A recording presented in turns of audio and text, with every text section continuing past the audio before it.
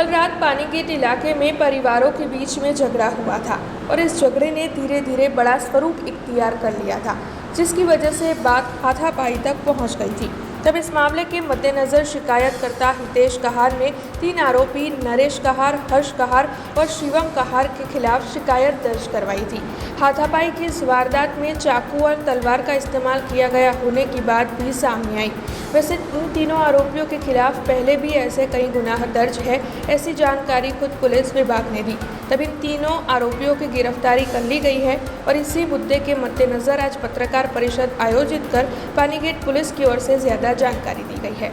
गई काले पानीगेट पोस्टेना बावचावाड़ खाते मोडी रात्रे एक कौटुंबिक झगड़ाने कारणे मारामारीनो बनाव बने, जेमां फरियादी हितेश कहारे 3 आरोपीओ नरेश कहार, हर्ष कहार અને શિવમ કહાર તેમના વિરુદ્ધ પાણીગેટ પોસ્ટેમાં ફરિયાદ દાખલ કરાવી છે, જેમાં મારામારીના બનાવમાં ચપ્પુ અને તલવારનો પણ ઉપયોગ થયેલો।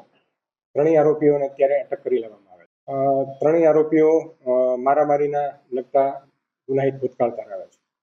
જૂનો ઝઘડો છે, કૌટુંબિક કારણસર આ ઝઘડો થયો। ના, એવું કોઈ તપાસ ચાલુ છે, એવું કોઈ જાહેર ના, એવો કોઈ બનાવ હજુ ધ્યાનમાં આવેલ નથી, તપાસ ચાલુ છે। हमसे जुड़े रहने के लिए हमारे YouTube चैनल को सब्सक्राइब करें और नई वीडियो की नोटिफिकेशन के लिए बेल आइकॉन को दबाएं।